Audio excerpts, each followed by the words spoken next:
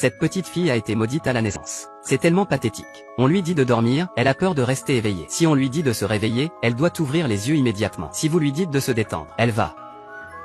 C'est la malédiction de l'obéissance absolue. Comme me mordre si tu n'aimes pas ça. Elle va te mordre. Je n'ai jamais entendu une demande aussi étrange auparavant. Elle s'appelait Anna. Elle voulait être peintre. Mais sa mère voulait qu'elle étudie la musique. Bien qu'elle ne veuille pas. Mais au mot d'ordre. Elle descendait les escaliers en trombe. Ce regard d'impuissance. Comme le 6e emoji sur ton téléphone. Sur son lit de mort, sa mère lui a dit que cette malédiction ne doit pas être connue. Et lui a transmis le collier. Anna a grandi et est devenue une très belle fille. Son père a épousé une belle-mère. Sa belle-mère a épousé 2 sœurs. Des sœurs nommées Daisy et Lisa. Ces 2 sœurs étaient sans cérémonie. Ils ont cambriolé la chambre d'Anna dès qu'ils sont arrivés. Ils ont aussi pris le collier que leur mère avait laissé derrière elle. À cause de la malédiction de l'obéissance. Elle devait faire tout ce qu'on lui disait de faire. Un jour, ils se sont battus en classe. Daisy lui a dit de se taire. Anna a immédiatement attrapé sa langue. Daisy connaissait son secret une fois pour toutes. Quand Anna revenait à la maison, elle a été bousculée par un homme. Il a couvert la bouche d'Anna. Quand un groupe d'étudiants s'est enfui, l'homme dit à Anna qu'il est un prince. Et alors, si c'est un prince, est-ce qu'un prince a le droit de croiser des gens juste parce qu'il est un prince? Pas même un mot d'excuse. Anna s'est retournée et est partie.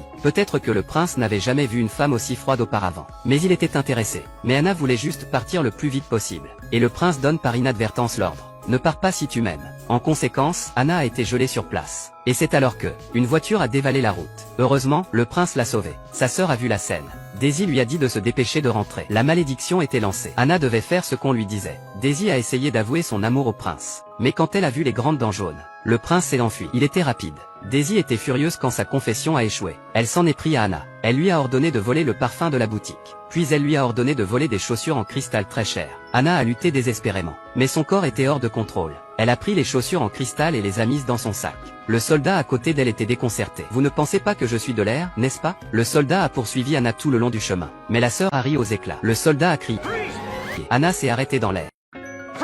La fille se fiche soudainement dans l'air. Elle ne bouge pas un muscle. C'est incroyable. Comme le soldat lui dit de mettre ses mains en l'air. La seconde suivante, elle est retombée. Et donc Anna a été arrêtée. Elle était sous le charme depuis son enfance. Elle faisait tout ce qu'on lui disait, même si c'était déraisonnable. Pour échapper à ce sort, Anna a reçu un livre parlant de sa tante. En suivant les instructions qu'il contient, elle est allée à Gianville à la recherche de la fée noire. Sur son chemin, elle a vu quelqu'un intimider une fée. Elle a décidé de voir ce qui était juste. L'elfe kidnappé était un maître du kung-fu. Anna a suivi les mouvements qu'il lui a dit. Elle est devenue Bruce Lee en un éclair. En quelques coups, le trio a été battu. Pour remercier Anna, le génie, il a décidé de prendre la route avec elle. À mi-chemin, ils rencontrèrent à nouveau le géant bleu. Le géant bleu n'avait pas mangé depuis des jours. Il n'arrêtait pas de parler de la manger. Et quand Anna a entendu l'ordre, elle s'est attachée. Elle était sur le point d'être mise dans le pot. Juste à ce moment-là, le prince est venu à la rescousse sur son cheval blanc. Il a mis le géant à terre avec 2 coups de pied. Et il a sauvé Anna. Grâce à ce sauvetage héroïque, le prince et Anna se sont rapprochés. Avec l'escorte du prince, ils arrivent bientôt dans la ville des géants. La ville des géants s'est amusée. Quand Anna a demandé au géant comment lever la malédiction, le géant lui a dit de danser en premier, avant de lui dire comment le résoudre. Anna allait refuser,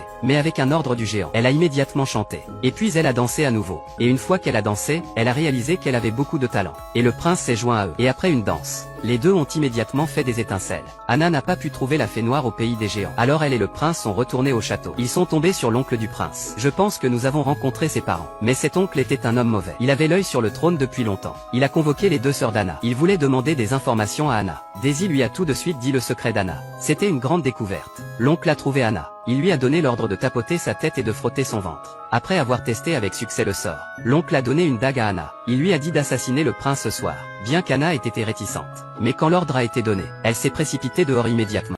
Cette femme s'est enchaînée à un arbre. Elle était si forte, j'ai presque déraciné l'arbre. Soudain, il y avait quelque chose d'inhabituel dans le ciel. Une lumière noire a clignoté. Un homme est tombé du ciel. Quelle coïncidence! C'était la fée noire. Anna l'a supplié de lever la malédiction. Mais la fée noire a refusé catégoriquement. La magie était aussi bonne que de le renverser. Mais elle a libéré Anna de ses chaînes. Et fait à Anna une tenue de princesse. C'était comme laisser tomber une pierre dans un puits. Bien qu'Anna n'ait pas voulu venir au bal du prince. Mais la puissance du sort était trop forte pour qu'elle puisse le contrôler. Le prince était ravi de voir arriver Anna. Le prince était ravi. Il l'a emmenée sur le toit de l'immeuble. Il s'est mis à genoux et a demandé à Anna de l'épouser. Alors qu'ils s'embrassaient. À ce moment-là, la cloche a sonné. Anna a aussi sorti sa dague.